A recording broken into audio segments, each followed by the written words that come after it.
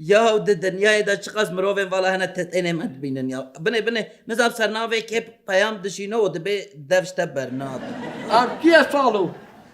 Kesek beradayî bavo em ji wan re dibêjin hesabên feyk. Hesabê feyk çi ye? Hesabên sexte ye bavo. Ha, hesabê sexte. Çi dibêjîtin? Ya xaşo dibe ez ji wan heco me ez dixwazim bi te re bipeyvim ha. Veca tu civan hacû. Efsaneyekî wekî civan hacû bixwaze telefonê te bike. Erê. Erê ez jî wî dibêjim aman di dev jê berde kesek beradayî ye. Erê tu xwedê tu bû çi bu xweşwelekî nabînî?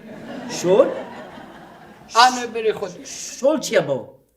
Kuro kar mazib kîj logetil gel te axivim. Lugat çi ye bavo? Ya Rabbi. Lugat. Lugat çi ye? Kuro ma tu kîj devokê te axivî saleh. Devok em şan em medrese farqîn ji ber wî devok hem guherî bavo. Ya Rabbi. Ya Perî Xan.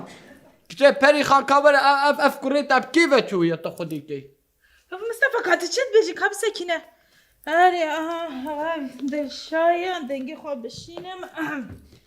Alo, Dilşa xwişka min tu çetke baş e înşallah. Wala em jî baş in hema ber rehma Xwedê rûniştin. Dilşan nebiye. Belê. Silavê milê bike. Silavê Mustafa hene ka hûn jî baş in. Xwedê em jî Xwedê. Dilşan xwişka min tu ya başî. Kurê min eva çile axira bû. Erê dayê cardim bişîne. Tiriye xudeyne serê cardim bişîne. Kuro hütew. Te ev telefona Android nîşa daye xwedê de belav serê me bîn. Xwedê de kevrif serê me de barin. Allah. Mustafa. Perî Xan. Mustafa. Bêje Perî Xan. Ez ê bêjim de ka bisekine.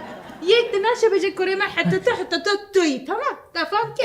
Ya diyem ya diyemî jî ez ê telefon jî bikarbînim. Ez ê her tiştê jî bikarbînim. Çek ya masiya min te heye ha.